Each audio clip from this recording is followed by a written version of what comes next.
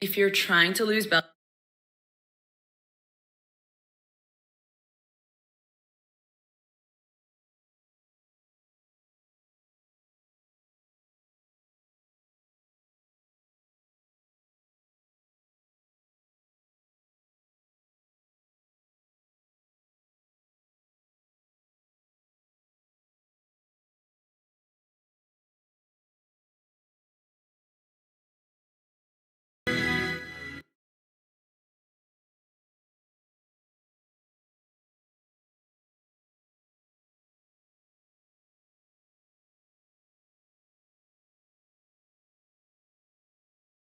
Hey everybody and welcome! And today we're going to be reviewing Alien Isolation. And joining me, of course, live on camera, is our good buddy Snowing Gecko. Hello! I know it has been a while since I've put my face on the internet at all, but Yeah, here I a little bit am. while.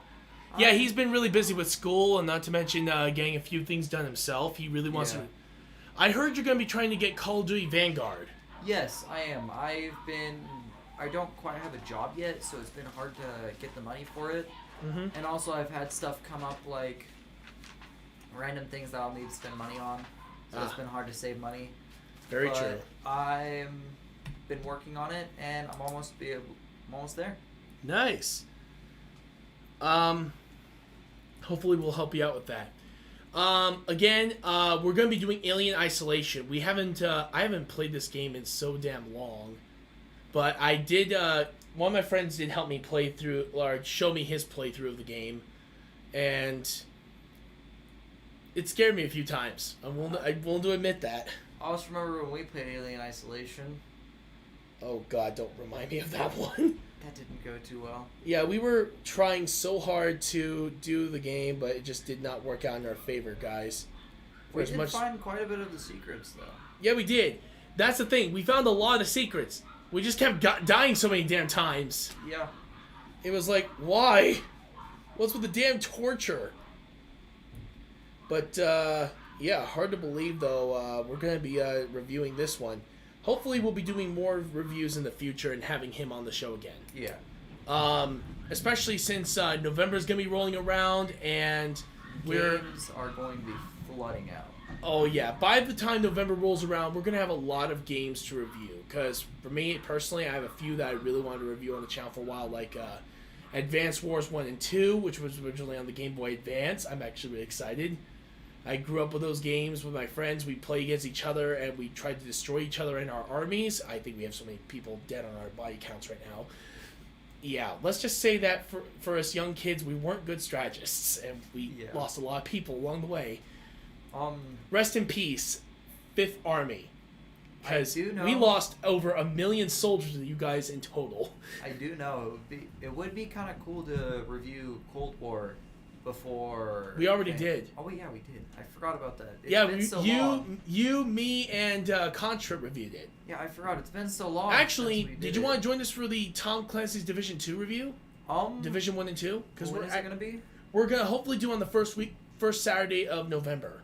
Okay, yeah, I'll try to make it out there. I don't know if I will be able to, though, because I know Vanguard comes out within the first week or two of November.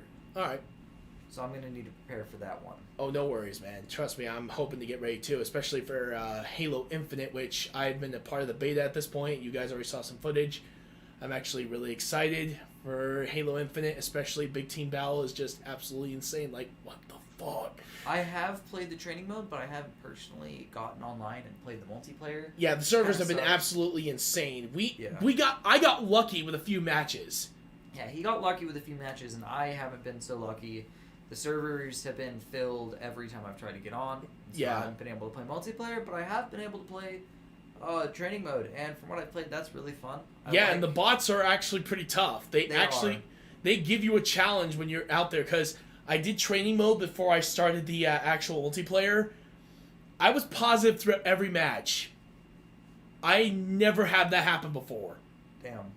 So that's saying a lot, that training mode actually helps prepare you for what you're going to be facing. Yeah, my favorite gun is the skewer. Oh, yeah. Mine's so much fun to use. Well, if we're gonna talk about existing weapons, BR is always gonna be my favorite, and it's just as amazing in this game. The Vulture is also pretty good. Was that the name of it? I think The Vulcan or Vulture, something like that. Yeah, I think so. The like high carbine rifle, automatic. Oh, no, that's the Commando. Commando. I don't know why I was thinking Vulcan. You might be thinking of a different game. I'm probably thinking of a different game. Yeah. All right, so like we usually do on the show, we go from story, characters, music, design, and gameplay, especially with these video game reviews. Honestly, I'm really excited for this one because this actually was one of those few horror games which didn't stress me the hell out. Yeah. Because it was almost like being in my own alien movie. Because, good lord, we've had some pretty shitty ones over the years. I can say there were some pretty good jump scares though, like when we had to hide under the desk and an alien jumped right in front of us. Oh god, don't remind me of that one. I got caught because of that! Yeah, I didn't get caught. I just stood there still, and he walked by me, and I left a little brown smear back there though, but... Yeah. And then, of course, there was all those robots we had to try to evade. Oh boy. Like, seriously, what kills them? I don't think anything. Maybe the vacuum of space, maybe, but that would be my best guess. But we can't necessarily do that, or we die too. Yeah, those robots are impossible. Yeah. I think we ended up giving up after that. Yeah, we gave up after literally dealing with those robots and finally making it to I think the second or third chapter by the time it was over. Yeah, we made it through quite a bit that night. Yeah, and I'm gonna have to do that game again now, and Jesus H. Christmas, I'm gonna suffer beyond all reason. But, however, it is actually one of those games I love playing. It's not like Five Nights at Freddy's where I will have to do stress management, just trying to look at every door, turn on off the lights, look at the cameras, you know what turn off the cameras. When it comes out? What? Five Nights at Freddy's Security Breach. When is that coming out? There's no definitive release date, I don't think, because it kind of happened at a bad time for the game. Yeah, that's true. Because COVID. Scott Coffin sold the franchise. I think he said he was still continuing the development of this last game, I think. Yeah, he's continuing development, but he's also selling the franchise here also. Or FNAF Security Breach. Yeah, because I'm wondering if they have an official release date, damn it, because I don't think they do quite yet. Damn. Well... Steelwool Games is, I'm pretty sure, who we sold it to. Okay, I can see them doing pretty well.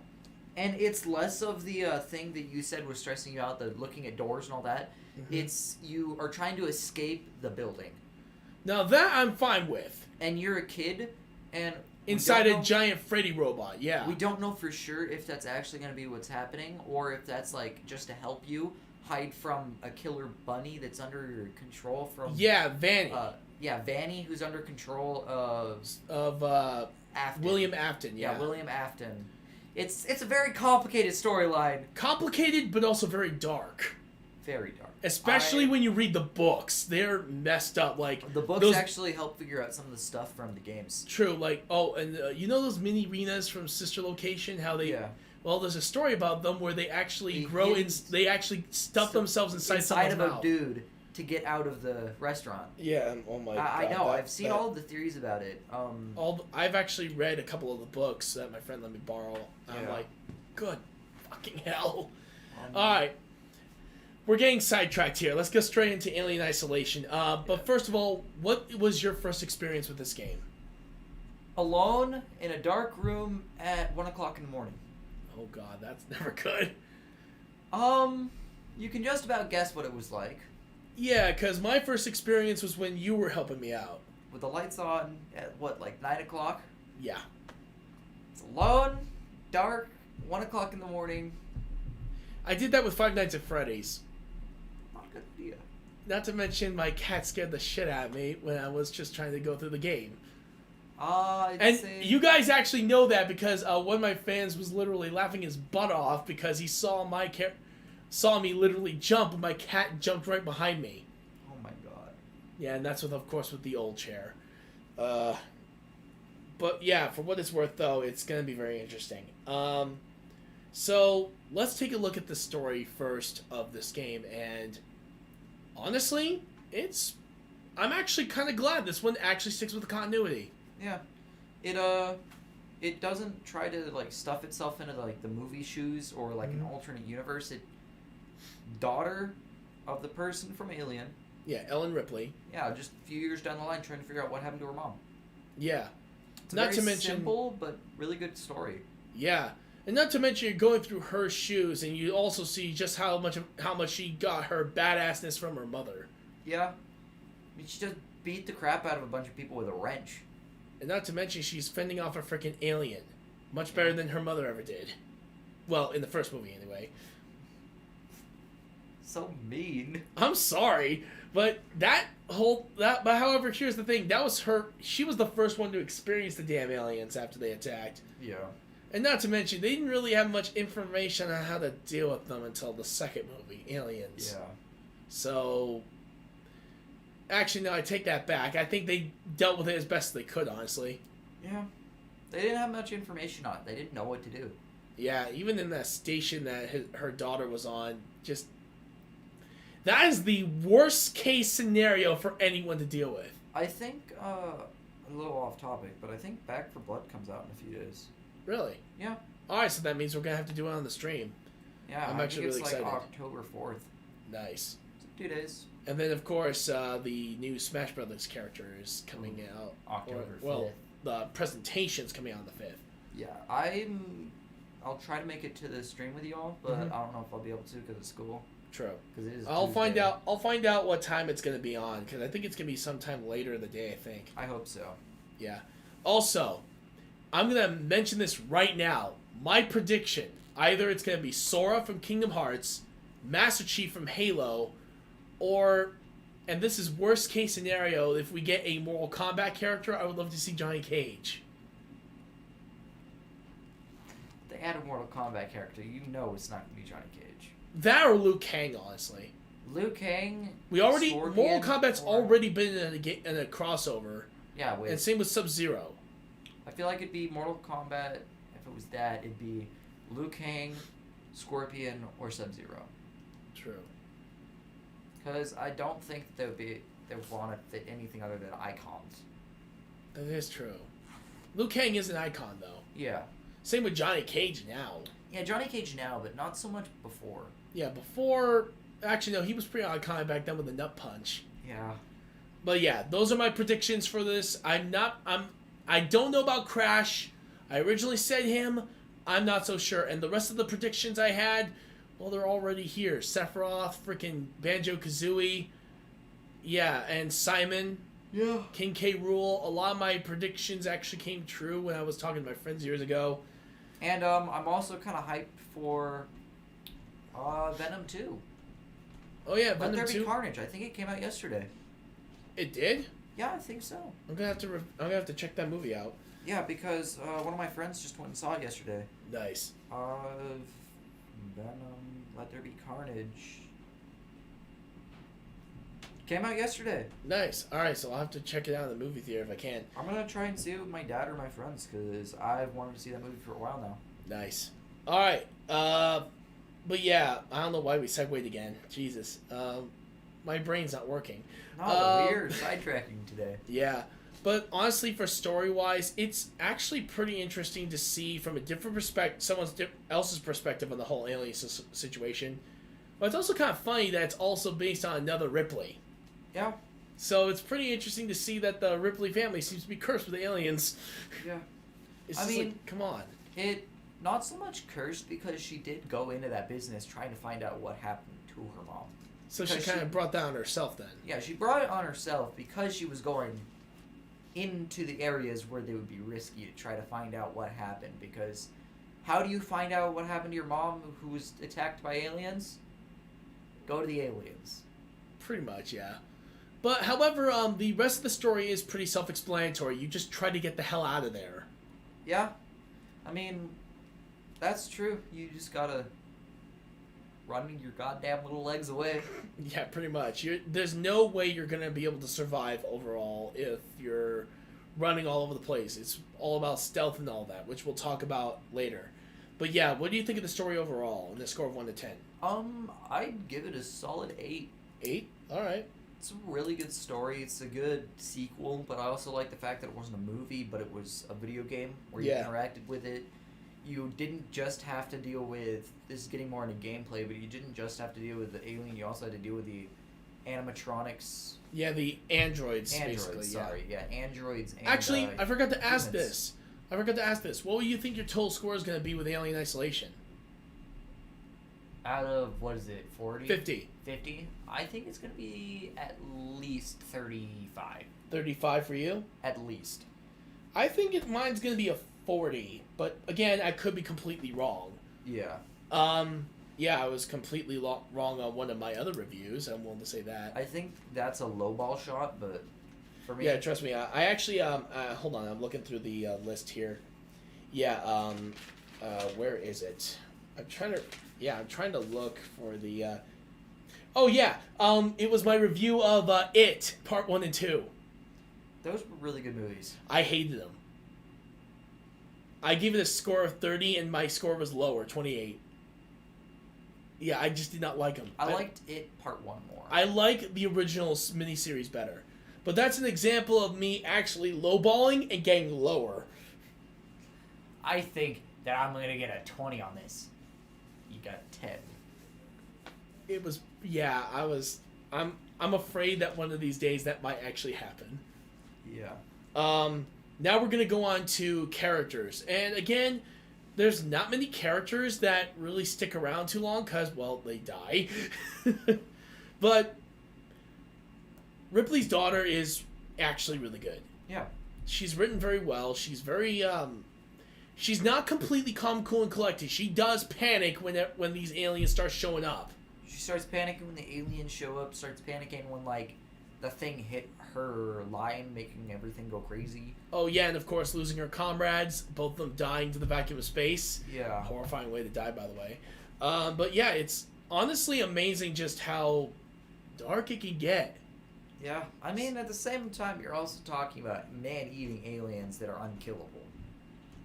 Not unkillable, just numerous. Yes. Because, good lord, they multiply like mad. They literally plant your babies in your stomach. Did you really have to bring up Alien vs. Predator Requiem? They plant their babies in your stomach. That is bullshit. They plant your babies. They don't do that. Stomach. They don't do that. That was something stupid that Alien vs. Predator Requiem made. It is total bullshit. Does not follow continuity. So fuck that movie. They plant their babies in your stomach. Hell, the first Alien vs. Predator followed more continuity of that franchise than the other. I've never actually seen Alien vs. Predator. The original one is fantastic. Yeah. It is vastly superior to the second sequel we got. Yeah. Not to mention it was too damn dark to see any of the gore. Really? Yeah, when it finally got a freaking rated R, they just made everything dark so it was harder to see. And when you did see the gore, it was okay. Not fantastic, but it was okay. Come on. This is an Alien vs. Predator movie. And hell, even Alien vs. Predator 1 got away with a lot at that point. Yeah. With this game, I'm kind of glad they did decide to still keep the gore. But we'll talk about that in design because, good lord, the design of the place looks pretty good. But overall, what do you think of the characters? Overall, the characters, from what I've seen... Sad thing is there's not that many. Yeah, that's the problem. There's the alien, the main character, the side characters from the beginning. They're all dead by the time it's over, and some of them Yeah. are already off the station. Yeah. So... And then there's... Or more likely dead, but still. And then there's main character, and then that one side character that got eaten by the alien. Yeah, so there's not that really many people that you actually get to interact. People that you actually do interact with have a pretty good story. Yeah, so I'd overall... say... What? 7? 7? 6 or 7. I We'll can't do give 7 it better jars. than that, really, though, because there's not many characters to actually... I have a think story. 6 for me because all 6 points got to go to the main character easy because Yeah. she's really good. The rest of them just end up dying before they even get anything at all. Yeah. So yeah, sorry for them. Now time for music. This is actually kind of a simple one, honestly, because the music, this is one of those times where you play games like this, music should be almost at an all-time low or non-existent. Yeah, it should be background eerie, like... Yeah, let the environment... Alien starts appearing, you can hear the footsteps in You the can background. hear the music build up, and then you start hearing it go lower and lower, and then it goes completely silent. Yeah, I think it's really good, though. I think I'd give it a 8. Because the music, when it happens, is really good. Very true. I'm actually going to give it a 9, because when it does start, when the music does start building up, when you get spotted by some random people with guns, or the androids, or the alien, you really do feel the tension. You're feeling the horror as you're wondering, where the hell is that thing going to come out from? Also, Or where do I hide? And the menu music was very good too, yeah. So honestly, it's one of those games where it actually did surprise me with the music, doing it exactly where it needs to be, but keeping a lot of it silent, mainly through most of the journey. Yeah. Now we're going to talk about design, and I'd say it has really good design. honestly, yeah, it actually looks really good for a game that came out, I think, in 2018, I think, or 2017. I can look up the release date, but yeah, it was somewhere in the late teens. Here, I'll look it up. I happen to have my computer right here, so it works out in my favor. Let's see. Alien. Oops. Shit. There it goes. Release date was 2014. What? That is really good for the time. Damn, that's around the time of PlayStation 3 and Xbox 360.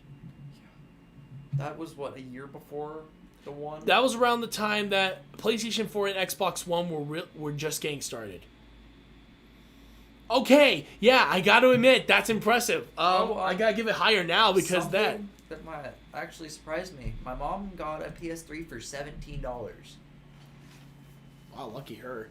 It was from her work at a thrift store. Ah, that makes sense. Northwest Christian Thrift. She got it for $17. Nice. And was able to get a few games for like $8 a piece. She got Skyrim, Modern Warfare 3, Call of Duty, and one other game, Assassin's Creed Brotherhood. Yeah, those the last 2 games are good. Don't play Skyrim on older consoles. It sucks. But it's so good. Here's the thing. I would recommend you playing it on more modern consoles. Don't play any of the I'm waiting for older Redfall to come out. Redfall was announced years ago, and did you see the gameplay for it? Oh yeah, I can't wait to see it. But let's continue with the review, okay, buddy? I promise we'll talk about that we'll talk about this after we review this game. Actually, we will review one more game for how quickly this one's going. But again, I don't know why I ever thought possible. I don't know why.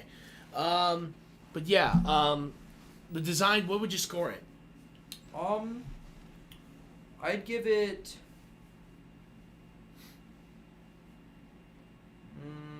Design is really good, honestly. And for a 2014 game that came out during near the end of the lifespan of the Xbox 360 and PlayStation 3, in the beginning of the PS4 and Xbox One era, you got to admit that's impressive enough as is. Yeah. So, yeah, I definitely would go for it. Not to mention, it's also, I think, in VR, which is even more terrifying. I wouldn't recommend to anyone who has a weak constitution. May not want to play the VR version. Yeah. No. So, I'm actually going to give it a 9. For me, I'd give it a 8. 8? Alright. Yeah. Now for the gameplay. This is where it's going to get my top score for me for 10. Because the gameplay itself is very, very good. And a lot of horror games nowadays are more following this type of mindset. You find places to hide. You do everything you can to keep yourself away from the enemy. Heck, if you play games like Outlast, oh lord, that one, Alien Isolation follows that premise. Yeah. You hide, and you do whatever it takes to keep yourself away from everything. But at the same time, there is that small chance that you can fight back to some things. Yeah, that's unlike Outlast, because you actually can fight back with a flamethrower. A flamethrower, a pistol, or sometimes a wrench. Yeah, so you at least have options, where in games like Outlast and yes, even Five Nights at Freddy's, you don't get an option. It's either you keep yourself hidden away from the danger or you die. Yeah. So it's actually kind of cool that they allow you to, and not to mention, it allows you to build stuff. You find items, you build med kits, or batteries for a flashlight or something. You really do, you take everything around you. It's not just survival on a more horrifying sense. It's a survival as in you're actually trying to find resources to keep you alive. Yeah. And that's what I kind of like about this game over other some horror games, because in other horror games, you can see like a baseball bat on the ground. You're not able to pick it up and beat the shit out of the demon with it. I know, right? You see a gun on the ground, you see a cross on the ground, nothing. It's just there. Yeah, why? And then, of course, when you see in this game, when you get a flamethrower, hey, can I use this? Oh, great, I can actually use this! Burn! Yeah. Yeah, I'd say I'd give the gameplay, I'd give it a 9. I give it a 10 personally for myself because, good lord, this is one of those survival horror games where it gives you the option to survive. Yeah. It's not just hide and seek. You know what game we should or review? in Five Nights at Freddy's case, stress management. You know what we should do as a review sometime? What? Once you do at least a playthrough of Journey Mode. Terraria? Terraria. Actually, let's review it now. I've actually played a little bit of it after this morning, so... Yeah, did you start to get the hang of it a little more? A little bit of a hang of it, but I do have some complaints I'm going to have to mention. Yeah, there are some complaints. Big fucking complaints I have with this version. I don't know why they changed up the controls a bunch. Oh, yeah. Well, but I guess they changed up the design and control with the 1.4 update more than they did with PC. And I think that they fucked it a little bit, and I feel like they're going to want to fix that in the next patch where you can change it back to normal. But at the same time, the way that they designed it makes sense. Yeah. Actually, so today we're going to do a secondary review. We're going to do Terraria. Yeah. And honestly, and this is coming from me, folks, you guys know that I'm not much of a big fan of games like Minecraft, Terraria, yet I don't hate the entire genre as a whole. Because I like games like, Room Factory, mainly because it has a lot of RPG stuff. I get to kill monsters, I get to level up, that sort of stuff, so it has RPG there. And Stardew Valley, I actually like that one because it's more relaxing, and when you do stuff like that, but you actually feel like you're earning something out of all this. That's what I like. And not to mention, everything's unlocked from the start. You have to get the materials to build that stuff. It's kind of like that with Terraria. That's what I like about it, is it's relaxing. Very relaxing, if you noticed, when you were exploring. True. And I like the design of the game a lot. It's very relaxing, laid back, not stressful. What would you think your final score is going to be for this game? Terraria? Yeah. At least a 40 to 45. Alright, so what do you think? 42, 43? Go in the middle? Alright, so 43. I'm going to give it a 38. That's not a bad score for a game still. Yeah, it's not a bad score, especially on my channel. It's not a bad score, but it's a little bit less than what most people would normally think, especially those who are big fans of Terraria. Such as myself. Yeah, so I'm going to have a few complaints for this one, especially since I have dealt with this game as well as games like Minecraft and all that. Especially since there's way too many damn similarities. To a point. This is the Redfall gameplay that we got 2 years ago. Wait, Redfall? Oh, that one. Elder Scrolls, the new Elder Scrolls. Oh, yeah. Yeah. That was the gameplay we got. Like, that's gameplay. That's cool.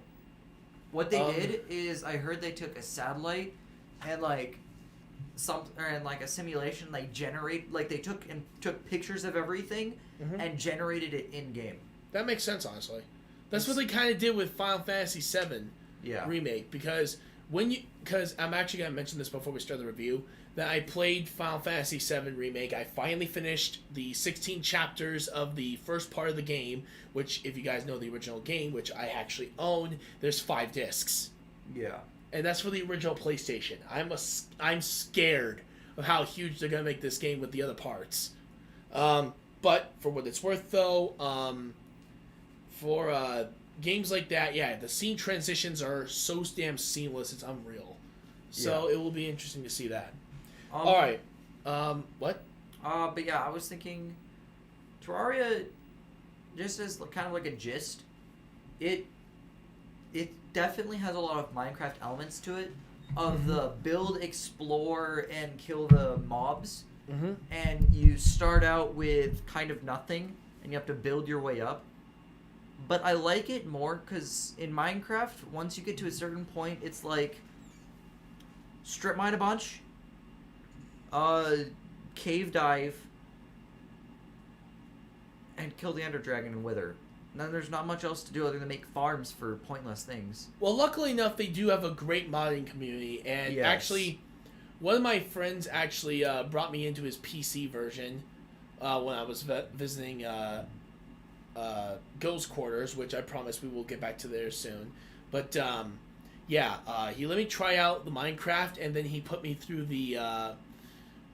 If any of you have heard Cartoon Cat before, that messed up whatever cartoon creature it is. Yeah, in this mod, dude, when you're in creative, it will switch you to survival mode while in the middle of creative mode, and it will talk to you. We actually were streaming a while back. We didn't have any audio, which kind of sucked because he forgot his mic.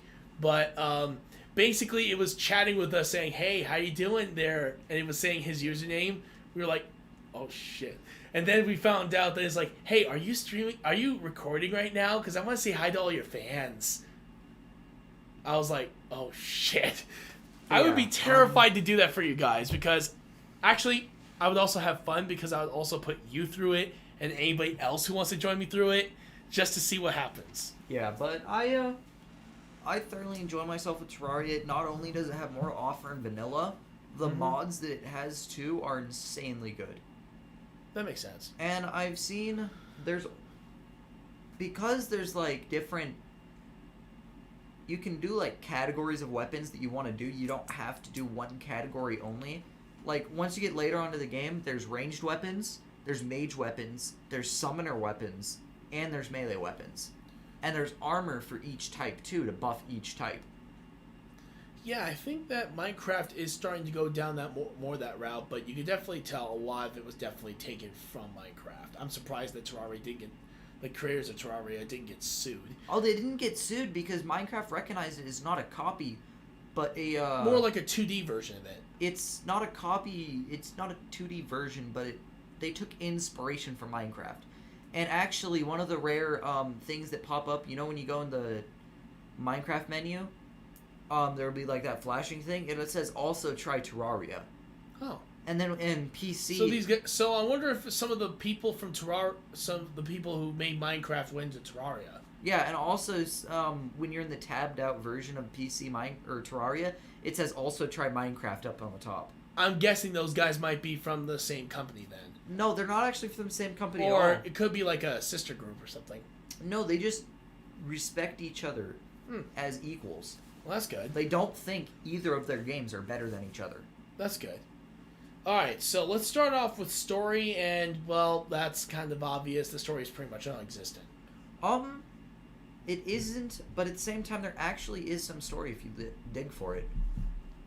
There's actually story because... So, it's a very rough version because I haven't read it in a while. But basically what it is Skeletron, which is one of the first bosses you fight. I was almost thinking you were about to say Skeletor, and I'd be like, okay, what the fuck? Skeletron, which is... It's like Skeletor and Megatron put together. What the... There's Skeletron, the Brain of Cthulhu, the Eye of Cthulhu, there was also at one point Okram, which was kind of like the hive mind, which was the brain with the eyes. Yeah. And then there's the Eater of Worlds, which I don't know if it's connected to Cthulhu or not. Yeah. But I know they're all entwined. But so what happened is Cthulhu forever ago apparently got like banished and killed, and a little bit stuck on the moon. Mm-hmm. And the final boss is actually called the Moon Lord because it's the most of Cthulhu that could be assembled again. Ah. And once you defeat the main bosses, and then there's the Wall of Flesh, which is like the devil, kind of the keeper of hell in Terraria. Yeah. Then it enters hard mode, and then you can fight the mechanical bosses, which are the mechanical version of Skeletron, the Eyes, and the Eater of Worlds. Nice. And it's because they took one of the NPCs, the mechanic, and tried fixing him, making her fix the bosses to make them work again after being killed. Oh. And then there's the Moon Lord, who is on the moon, who's like the most of Cthulhu we have, but that's really all I could tell you. But from what they have, it's not a bad story. It's a little rough. After hearing your version, like from what you know, yeah, it sounds okay. Yeah, it's a pretty decent story for a storyless game. Yeah, even for Minecraft, and this is actually where I'm gonna say Minecraft does it better. There is no story. It's just you just doing whatever you want. Yeah, and you don't need a complicated story to play the game. It's just like go in and do whatever the hell you want. But with Terraria is more boss and progression with mobs and like stuff like that. The game Terraria. Yeah, you said the game Terraria is more progression, right? Yeah, it's more progressive. Sorry. You start out with copper tools because in this game makes kind of sense. You can't punch down a tree. You can't punch an enemy to death. You can't punch stone to break it. Technically, you can't punch an enemy to death. Unlikely with like a zombie or slime, something like that. Rip its head off. Okay, but it's unlikely, especially in a game like that. True. You can't punch stone to break it. You can't punch stone to break it. There are actually reports of people doing that. It is difficult, so it is pointless to try. Yeah. So you can't break stone with your fist, so you need the pickaxe. You can't break trees with an axe, or without an axe, so you need that, and then you have a sword to damage enemies. You start with the basics. And you can mine up, you get like iron tools, wooden tools, cactus tools even. You can get, later on, you can get hellstone, and then after that, you get stuff like palladium, cobalt, and you can also get boss armor. Like, there's an armor, bee armor.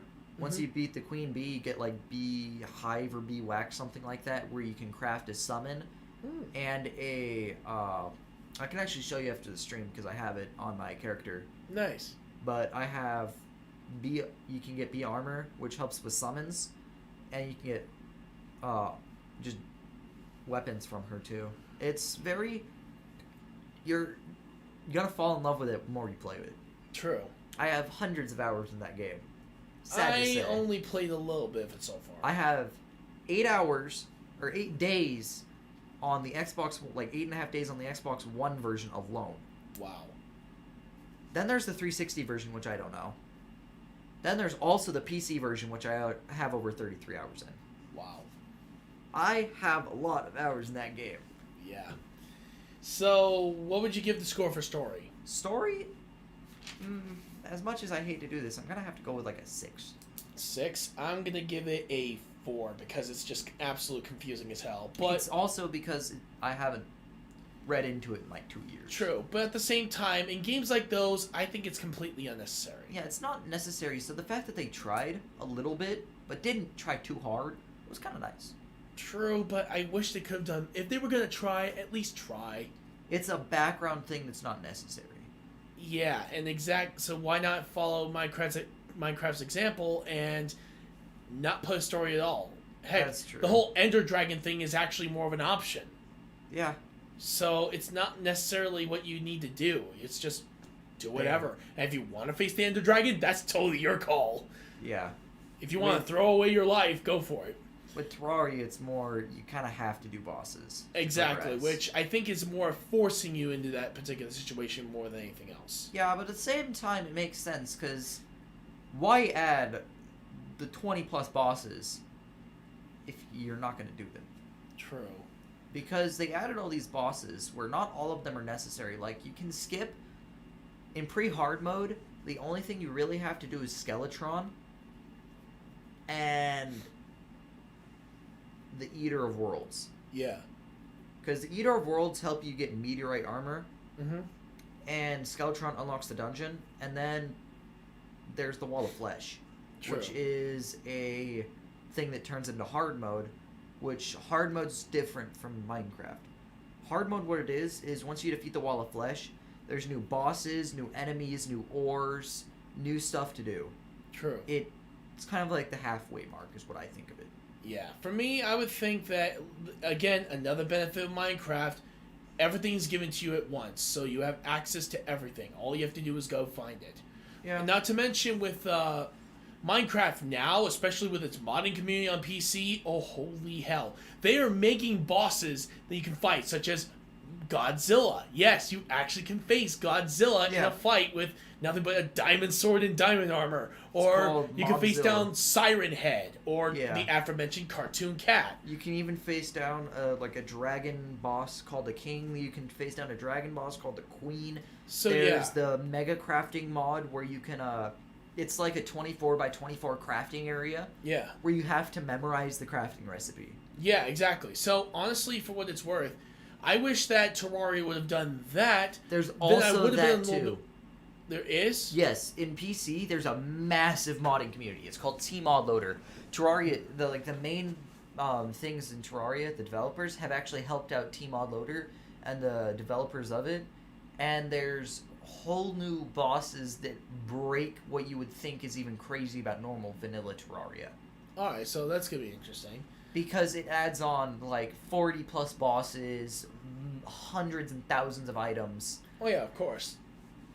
But It's yeah, crazy. honestly though, for the original game, or the vanilla version as Gecko calls it, the story I think is fine, but unnecessary. Beyond unnecessary. And then, what else was... I forgot what's next. Next, of course, is characters. And honestly, alright, this is where I'm going to say that for characters, we're mainly going to be doing character customization. There's character customization and the NPCs, which you haven't gotten to yet. We have NPCs over at the place. We have, like, 3, though. Yeah. You can't... There's a total of, I think, 24, 25. You can have in one area? No, just in the world that you can get. There's, and they all buy different things, and they all do specific things, like special things. Like, if you go up to, what's it called? If you go up to the Tiki person, I forget their name, actually, but it's after you beat the Bee Queen, you can get a NPC. After you beat the Tiki person, you get, or at night, when you're in hard mode, you can buy wings from them. Nice. While they're in the jungle. When you get the what's it called? The gunsmith. At night he sells you illegal gun parts. Nice. So you can craft different weapons with that, upgrade your weapons. And also specific things like specific NPCs, like specific people more, and different biomes more, and once you get them to their nice spots and the people that they like with, they actually have a pylon. What pylons do is you say you have one in the forest biome, the ice biome, and the corruption. You can go to the forest pylon and teleport. This could be across the map to the ice pylon. Nice. As long as you're close enough to it. Yeah, that makes sense. And they also have it if you have all the NPCs at once. You can get an NPC called the Princess, which you can only get after you get every single NPC housed. That makes sense. Including Santa, which is a seasonal one. That makes sense with that one, though.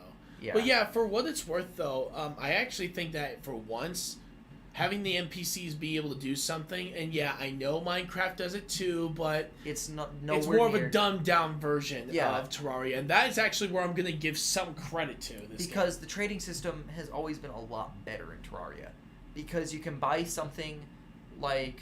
Yeah, but here's the thing, though. Minecraft did technically start that. Yeah, but so it makes sense that it would be a little bit more of a dumbed-down version, and Terraria would expand upon Yeah. But for what I'd it's say- worth, though, yeah, I'm willing to give that one pretty high remarks on that. Yeah, and I like how I know I don't remember much of the story, but they incorporate the NPCs in with their own story too. Nice. And so I'd give it a solid I give it an 8. You're gonna give it an 8? With the character customization and everything too, like being able to change the color of your skin, the way you look, Yeah. everything about it, and you can even change like gender. You can change your character customization to like journey mode, which is creative, but you saw it's not creative. No, it's not. I describe it Which as I think is a Terraria's, little bit of a disappointment. Terraria's take on creative. They didn't want it to where everything Mm. is just given to you.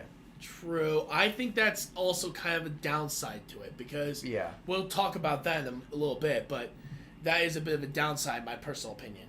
But for the characters, though, I gotta give this one a solid 9. It deserves at least high remarks on that. Yeah. Now, there is music. Alright, this is another one I'm actually gonna give a low score. I love the music. I think it's boring. You haven't heard enough of the music yet.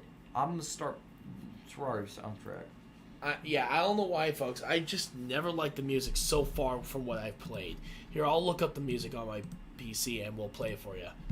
Hold on. Let's see. Especially with the different boss musics, you can also get things called music boxes, where if you put them yeah, just like in Minecraft. No, I'm not talking about that. I'm talking about just the hub world. Oh, the hub world, the different biomes have different musics. No, but what I'm talking about with the music boxes is what they do is like if you say you like the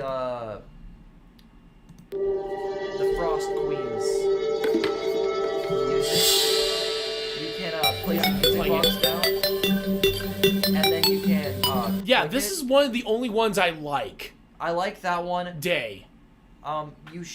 You need to listen to all the music before you can really rate it. I did listen to all of it. I listened to the entire track before I even invited you over. Really? Yeah, I thought that a lot of it was okay. I wouldn't necessarily say all of it is amazing, unlike games like frickin' yeah, it's not Undertale levels of amazing, but it's definitely not like Enchanted Arms horrible. I know I keep bringing that game up, and I swear to God, I'm never reviewing that on this channel ever again. Hell, I'm even gonna give you a full-on rating, 0, worst game of all time. I think this one was one of the good ones. But Terraria, like this is a boss music.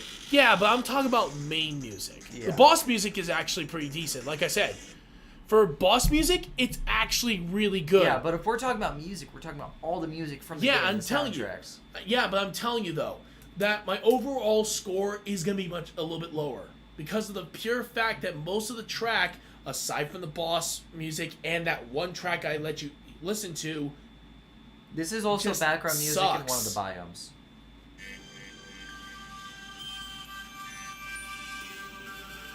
like I said, it's decent. Yeah, it's nice for relaxing, for exploring and doing stuff. Strange thing is, I have alright. This is where I'm gonna I know a lot of Terraria fans are gonna kill me, but Minecraft has better music overall. You haven't heard enough of it. But that's just me, though. Again, like I said, they only needed one song, and it's done very well. And then Another World has only one song. Boom, you're good to go. Everything's doing great. You're doing, especially for the Also, Hellish this is landscape. another biome's music. I like this one a lot. Okay, yeah, that one's okay. Almost kind of reminds me of almost like Crash Twinsanity. Yeah. However, that one was a cappella, which made it even better. And But then yeah, there's- overall, what do you think the score for music's gonna be? Because honestly, I might be low.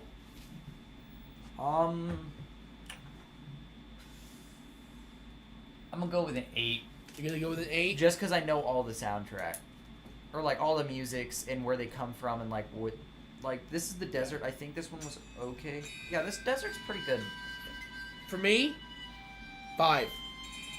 It's That's average. Fair. You haven't played enough yet. It's fair. It's average. It has some good tracks. It has some shitty tracks. It has some okay tracks. Like I, I said, don't even remember what the here's hell the thing, music though. is. Here's the thing, though. It's not the worst soundtrack I've ever heard. Thank God it isn't, because I think I would hate this game a lot more. I don't remember what the hell music is, so you ready to listen to that?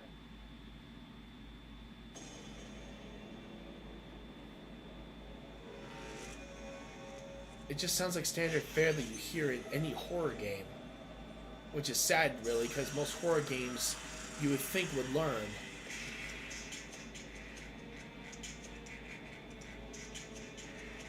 It's not bad.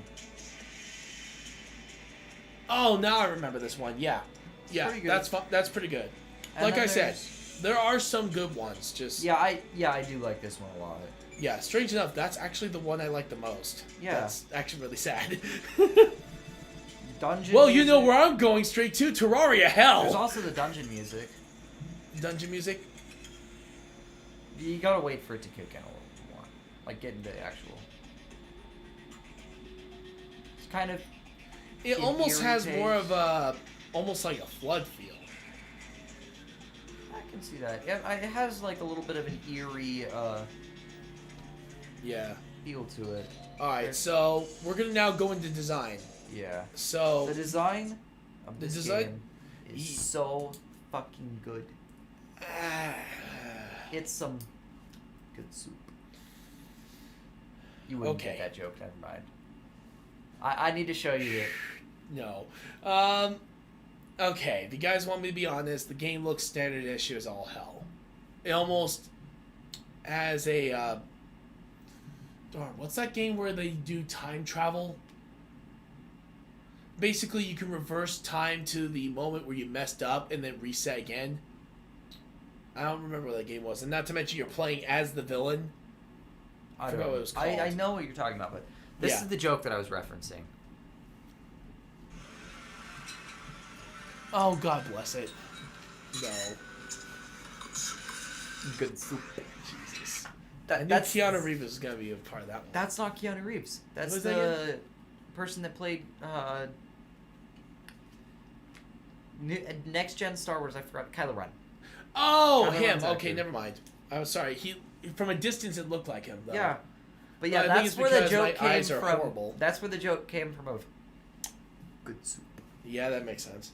But yeah, for what it's worth though, honestly, the design is unique. I do like the design of it. It's just yeah, if you're gonna try something, it's actually no wait. What am I saying? It's basically basically a 2D version of Minecraft.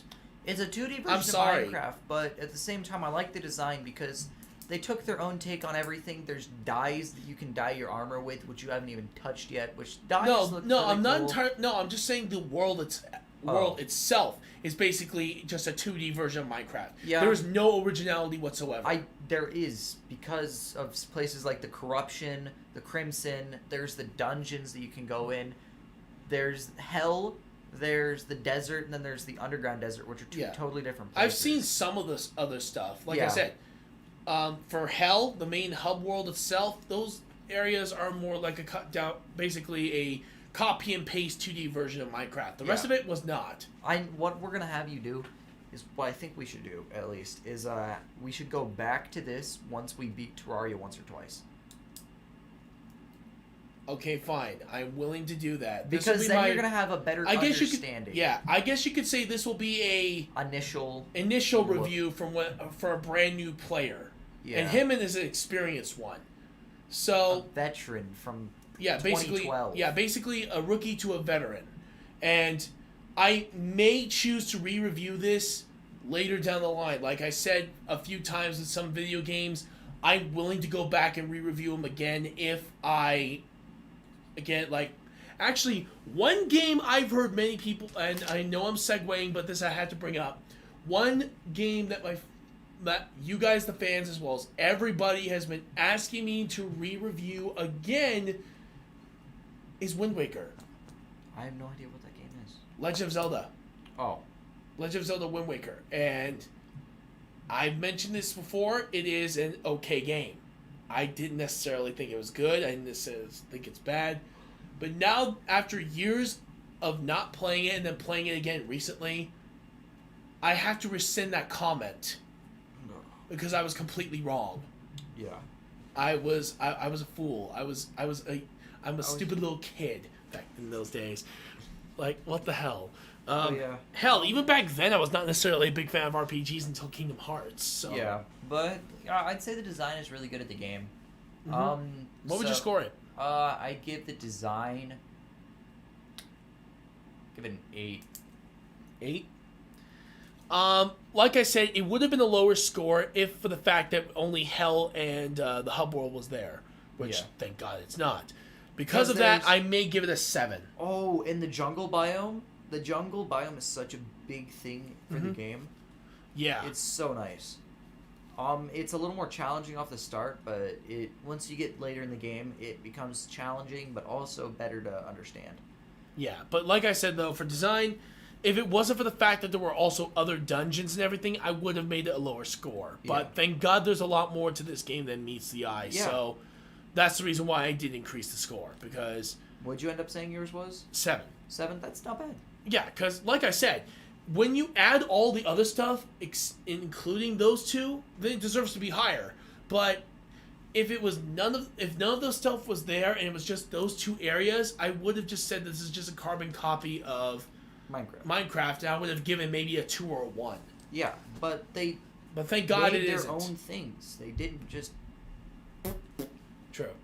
And now we're going to go into gameplay, and this is actually where I'm going to have the most hate on.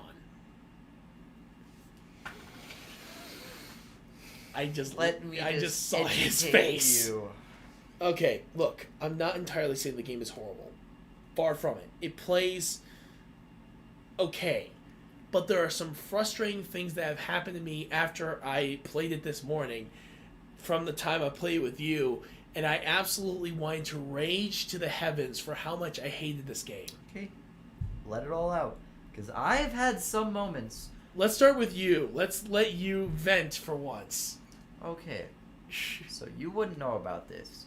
But later on in the game, once you go into hard mode, you know I was talking about palladium, cobalt, not tungsten, but titanium, stuff like that.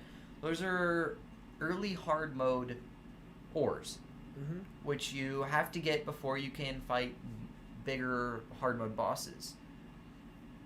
One time, I just refused to mine those. Another way you can get them is fishing. You can get crates. Sat there for 2 hours straight fishing. 1 crate left needed. Damn. 2 hours of fishing. My brother walks up, fishes once, and gets it. Oh no! It was bad. Jesus Christ, he's saying, I feel bad for you, man. Also, there's a semi-rare mob called the truffle worm. Truffle worm spawns in mushroom biomes, and you catch it and use it as fish bait in the ocean to spawn a boss. Sat there 3 hours looking for one of them. And you know what they do when you get near them? Do a little woo and fly away. Oh, God. They don't necessarily fly away, but because they're worms, they can go through dirt. Uh-oh. And they literally just... Poor dude. Yikes. I've gotten a lot better, though, at catching them. A lot better. That's good. And also, I like the equipment in the game. It's really cool. I don't know if you've gotten much into it yet. I've seen a little bit of the equipment, yeah. Yeah, but the equipment late game starts going into stuff like adds extra summons that you can summon, adds armor, adds to your speed, better wings, because the wings later in the game, like I have a setup on my PC account where I can go 120 miles an hour up. Just straight up. Nice. 120 miles an hour. Nice. And I can fly from bottom of the world to top. Nice. Yeah. Equipment definitely gets pretty crazy. I also have a build on one of my Xbox characters that I'll show you. It's my regeneration armor build. So basically, every time you get hit, you get restored to your health. Yes, I built the whole armor set on regenerating my health. So basically, you literally created Deadpool. Yeah. Except for the fact where I don't die because I just don't go that low. Fuck. I built myself an unkillable armor set. Watch, I'll show you. Oh, no. The equipment, you know how to use it. It gets really fun. There's also funnier equipment, like there is, it's kind of pointless. There's a step stool. I have it, I'll show you. What it does, so say this is how tall your character is. You want to get Size a block. of a phone. Yeah, you want to get a block this. that's just out of your reach. But you can't quite get it. So what you do is you press up, and the step stool appears. Oh my god. It's funny. There's also a floaty, which allows you to float in water. That actually can be useful. It's useful, but funny because it's a pink little circle. Alright. That's not necessarily venting, but okay. Yeah, I started thinking You started about... to vent, but then you went straight into positive. Okay, here's my venting right now. I can't really be mad at the game. There's so much more to talk about, too. Like, I can go on for hours. Okay, let's start with one of the major problems, the wings. Why is that even a thing? Gliding is a bunch of bullshit. Okay, I'll let you know, that was added with the newest update. What they did is, in Journey mode, they added a pre-hard mode. Which pre-hard mode is before the Wall of Flesh. It's obviously self-explanatory. It's pre-hard mode. It's pre-hard mode wings. Usually you can't get wings till hard mode. So what you have to do is you have to go with rocket boots, balloons to help you go higher, cloud in a bottle to give you a double jump. You have to go with stuff like that. What they did is they gave a small alternative that you can find around the map, pre-hard mode, fletched feathered wings, something like that, where it doesn't give you a lot of flight, but it still gives you the no fall damage of wings and and it also gives you the small bit of flight. Alright. It's an alternative that's not the greatest because they didn't want it to be overpowered because wings aren't supposed to be obtained till hard mode. Okay, I can definitely see that, but still, why are the wings even there at all? It doesn't make any sense. Here's what you do when you want to. If you have an option to fly over, you could do it in Minecraft. You could actually use a freaking jetpack, which you actually can build. But in this game, mods. No, they actually added it as a main mechanic. When? Just last patch. And here's another thing. Yeah. Not even joking. If there's a giant tree in your way and it's blocking most of your way through, why not just cut it down? No, it doesn't give you the option to cut down those giant trees. Fuck the trees. Fuck nature. Yes, they do. No, they don't. It you never have to let me use it. pickaxe. I tried. I'll show you. Pickaxe, axe, sword. Nothing worked. I will show you. Because you're bunch not... of horse shit. It's hold on. I'm not done yet. Next, of course, is the glitching. Oh my lord, I got glitched into damn walls for no damn reason. For some, like, here's a little, like, the cave system was going like this. I found myself in this one little spot. I'm thinking, okay, I could just jump off this ledge, head back up here, can fly all the way up. Guess what? I'm now stuck there, and I had to reset from the ground up again. And I had to reset everything. Try to go right back to the character after getting out. Turns out, now I'm permanently stuck there. I had to erase that character and start anew. Then, as soon as that happened, the swimming. The swimming is bullshit. There's none of that in this game. Like, what in the fuck are they thinking? Even Minecraft has swimming. You should at least give you that option. But no, you have to literally jump your way out. Come on, seriously? And even so, if you were deep enough, you couldn't even escape. You'd run out of air before you could.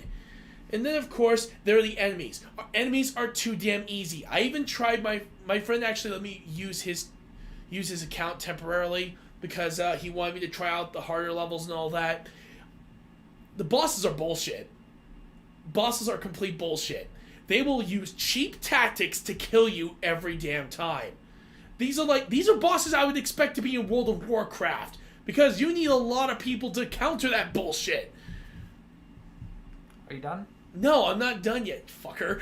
I'm sorry. I'm waiting for you to get done, and then I'm going to give a reasonable explanation for every single one of them, and I'm going to explain to you that the glitch, guarantee you, did not happen. Also. And you didn't understand a mechanic. Also, because regular enemies, too damn easy to kill.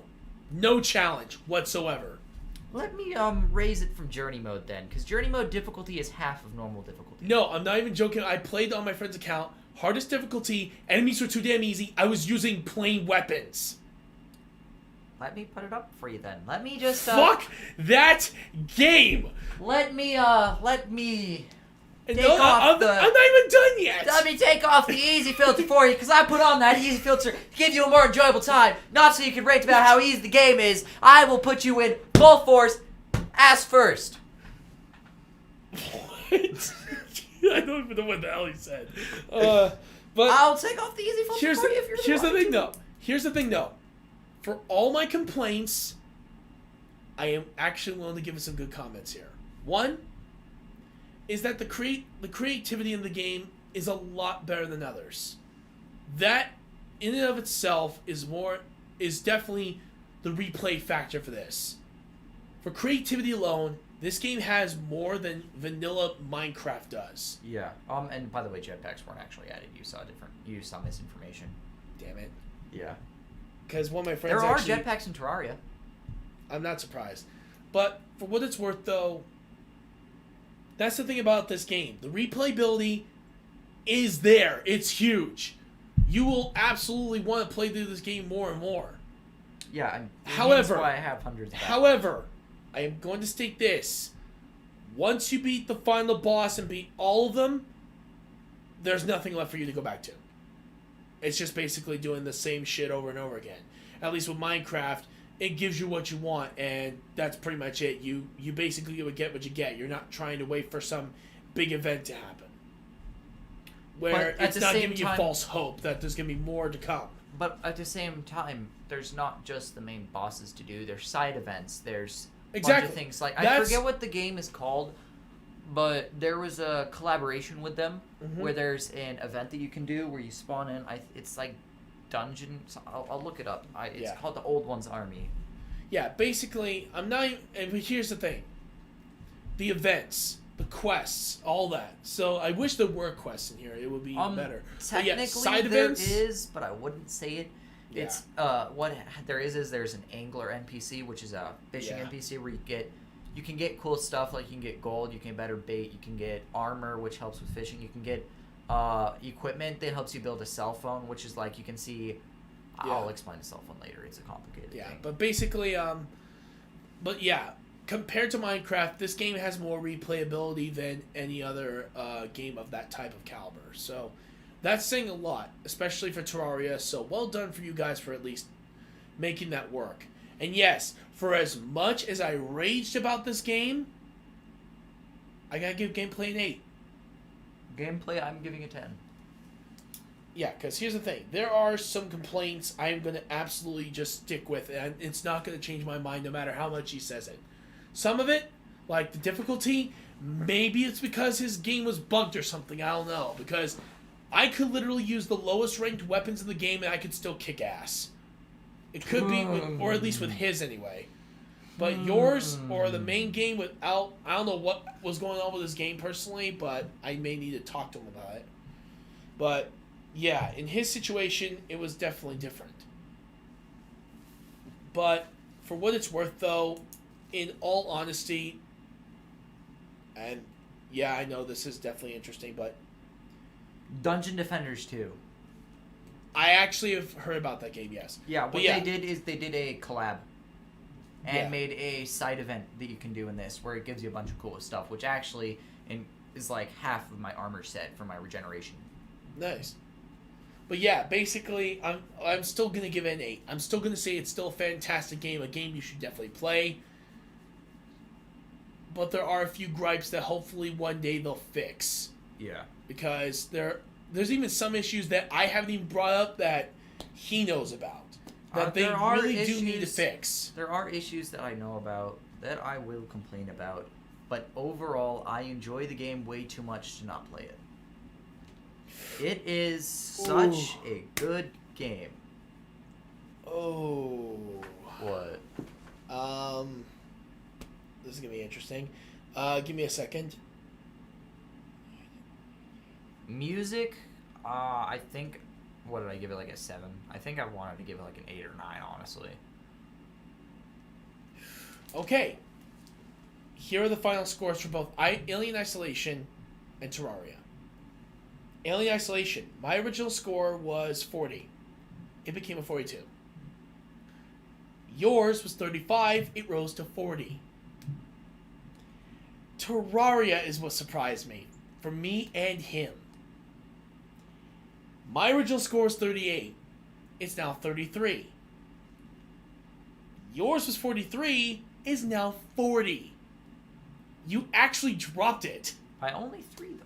Yeah, but to think you were defending this game, and yet your score lowered. But I did say 40 to 45 was the range that it probably. That is true. You did say 40 to 45, so you did guess pretty well on that one. But you guessed on the. Your answer was the lowest part of that guess. Yes, but at the same time, it's because I integrated not a lot of. I really talked about everything about this game, which I will talk about it while we play. There's a lot to go over, a lot to uncover. Very true. You'll start to see everything. Yeah, but here's I'm actually gonna let you guys know. Yes, the scoring system may be different, but I am gonna let you know how this works. From 0 to 9, basically around that range. Shittiest 0 to game 9. ever existed. Basically, these are the worst games of all time list right here. If you get a low score like that, then you are never going to be able to. You're never going to survive playing these games. They're that horrible. These are games like Enchanted Arms, as personally one of my worst RPGs I've ever played in my life. Games like Superman 64, and yes, I'm going to say ET for the Atari 2600. For as much as I defend it, I think it would be a lower score, maybe a 9, maybe 10 at me making nice with it. But then, of course, there is from 10 to 19. Those games are shitty, but they're tolerable. Yeah. Those are like most of LGN's games, if almost all of them. They encompass that. And yes, if you're wondering, Dr. Jekyll and Mr. Hyde, the AVGN reviewed, I actually did play it, and yes, I actually would put it on the shitty game list. Yeah. 0 to 9. 20 to 29. Those are games I'd say are average. Those are games like you could just slightly below average, though. Yeah, below to a little bit above average. These games are like, they're actually at the average range, because remember the score is 50. Yeah.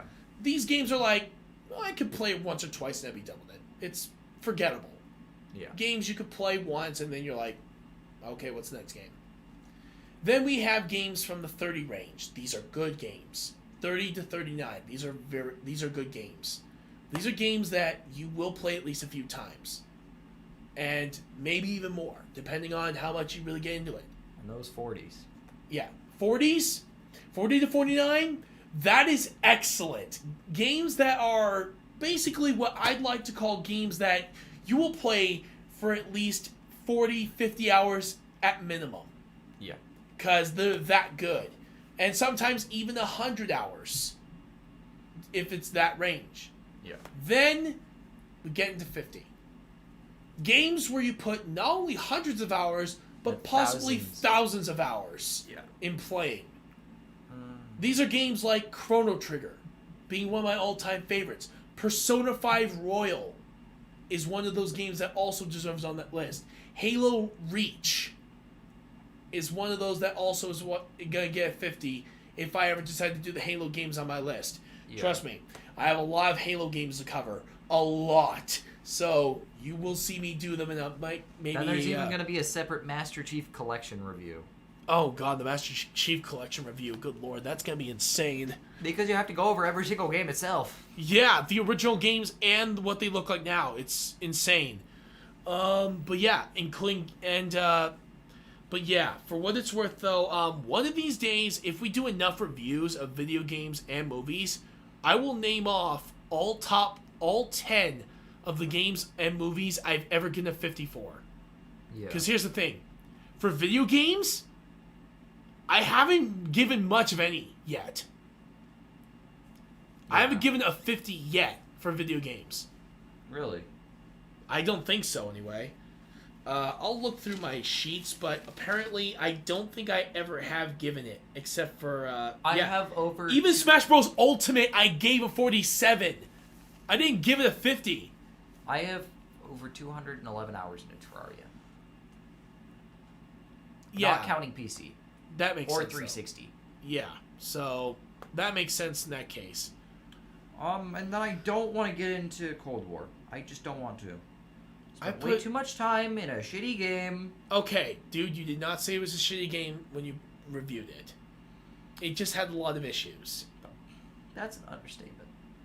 I'm sorry to say it. Do you... Okay. Here's another game I will never review for the channel. I'm going to mention right now. If anyone has ever heard of the game of Drake and the 99 Dragons. Never heard of it, probably never will. Worst game of all time. The game was broken when it was released. I phased through the floor. I was literally phasing through cars that were driving through traffic. The voice acting is shit. Basically 51 days in Cold War. You want to know... Hold on. You want to know the interesting fact about that game? Yeah. That basically it's one of those few games... They said it was supposed to be if Bruce Timm and the creator of Batman the Animated Series worked together. Do you think that's minutes? Hours? I would say hours. That's hours I put into Cold War. Yikes. Yeah. But you were trying to unlock all the weapons, though. Yeah, and then And the Modern skins, Warfare, yeah. I have 15 days and 18 hours in. Yeah. All right. Let me just tell you how many hours I put into Backyard Baseball of all games. Guess how many? I don't want to know. Yeah, calculate those hours in years. Same with me in Minecraft. On the Xbox One, not the Xbox One edition, sorry, Bedrock 360? edition Uh-huh. of Minecraft alone, I have 7 days and 19 hours.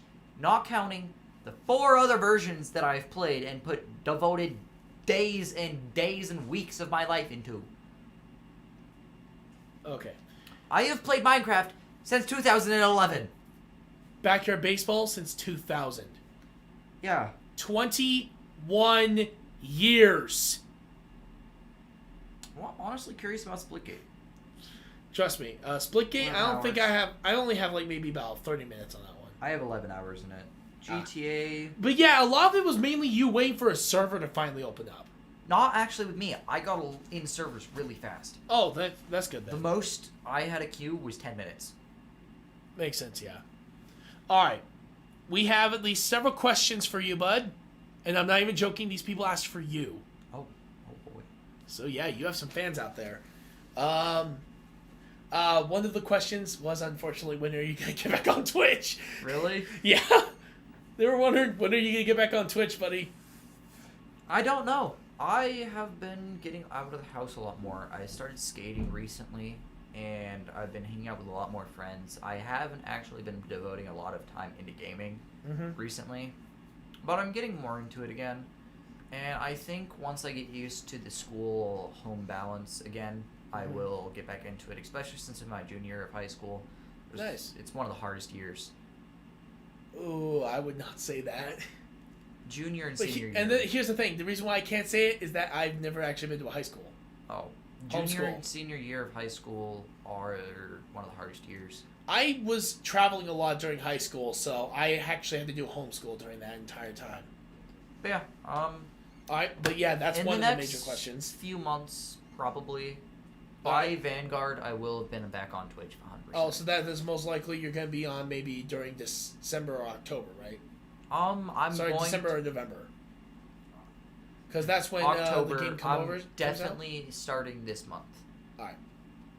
Yeah. Alright, says, you heard it here, folks. You fans of Snowing Gecko. Chance to really get a chance here. Alright.